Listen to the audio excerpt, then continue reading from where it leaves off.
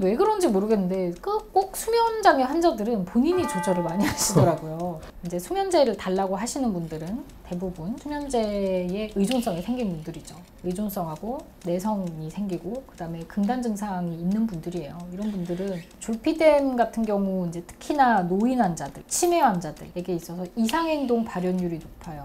저희 신경과는 사실 별로 이렇게 선호하지 않는 약물인데요. 저는 불면증이 없어봤는데 사람이 느낄 수 있는 고통 중에 엄청 큰 범위라고 하더라고요. 불면증 한 번도 없으셨어요? 네. 어느 정도의 고통이? 제가 저번에 한번 말씀드렸잖아요. 24시간 동안 잠을 안 자면 면허 취소 수준의 상태처럼 비몽사몽, 해롱해롱. 근데 그게 고통스럽진 않잖아요. 겪어보지 않고는 모르죠.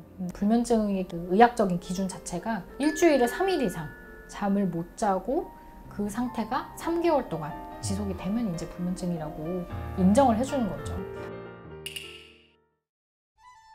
불면증에 3가지가 있는데 잠이 아예 안 드는 불면증, 그 다음에 잠이 들기는 들지만 너무 자주 깨면 다시 잠이 안 오는 그런 불면증. 너무 일찍 자고 일찍 일어나거나 너무 늦게 자고 늦게 일어나게 되는 불면증. 근데 이 첫 번째 잠이 안 오는 불면증이 정말 힘들거든요, 사람들한테. 물론 뭐 잠이 자다가 깨서 다시 안 드는 것도 역시 잠이 안 드는 불면증처럼 힘들지만요. 그래서 이런 분들이 이제 약을 좀 달라. 제대로 잘 듣는 약을 달라.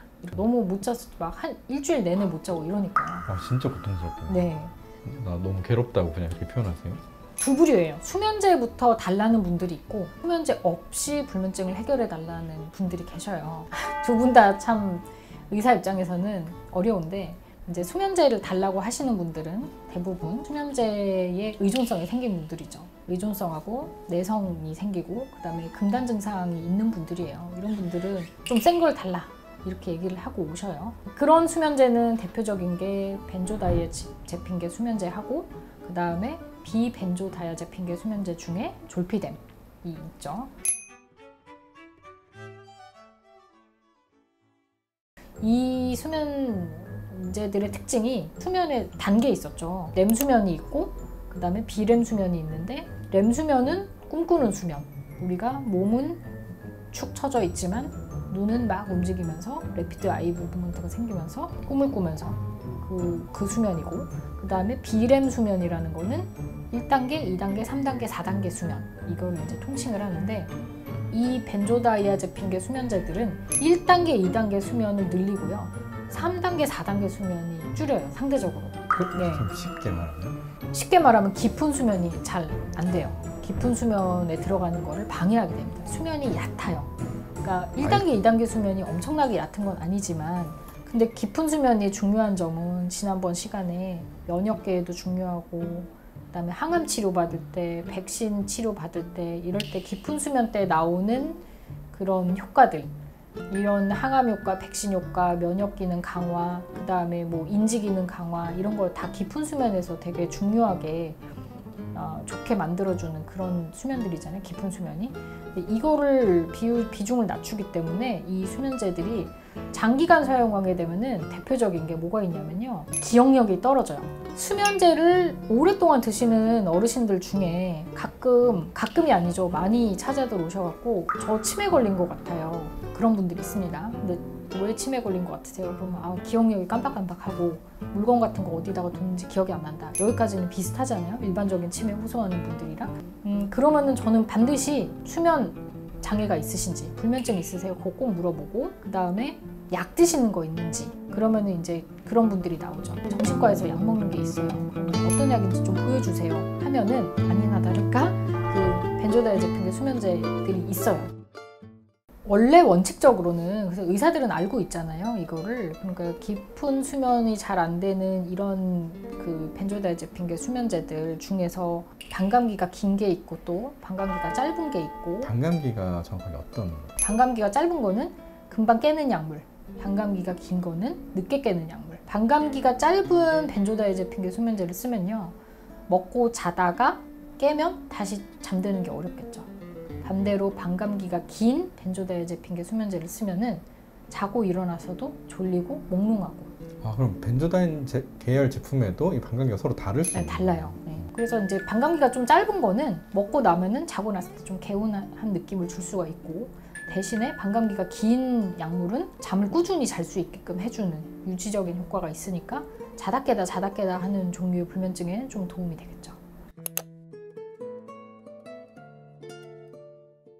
벤조다이아제핀계 수면제하고 유사한 효과를 지니면서 부작용을 사실 많이 줄여놨다라고 하는 것이 바로 그 유명한 졸피뎀입니다.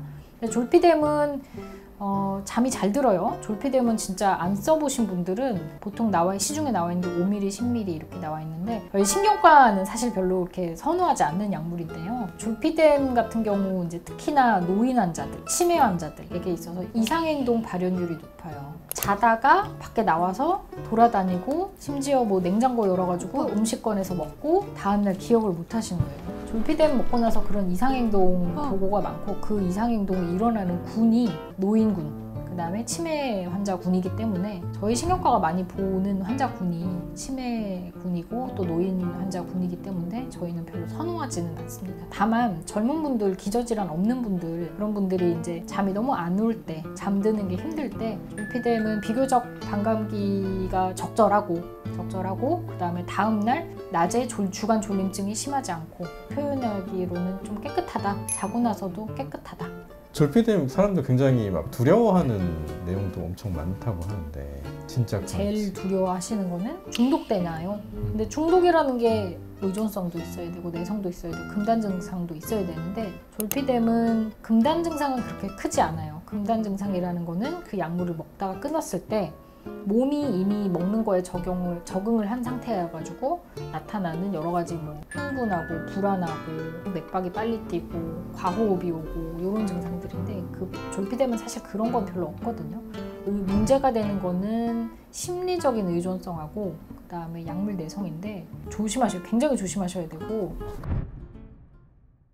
그럼 이게 자기 스스로 양을 늘리거나 줄이는 거가 그러면 사실 절대 안 돼요. 그리고 어차피 그게 왜 그런지 모르겠는데 꼭 수면장애 환자들은 본인이 조절을 많이 하시더라고요. 왜 그럴까요? 왜 그럴까요? 혈압이나 당뇨 있으신 분들이 막 오늘은 당이 높네, 2알 먹어야지 이렇게 드시지는 않잖아요. 간편해서 그런 것 같아요.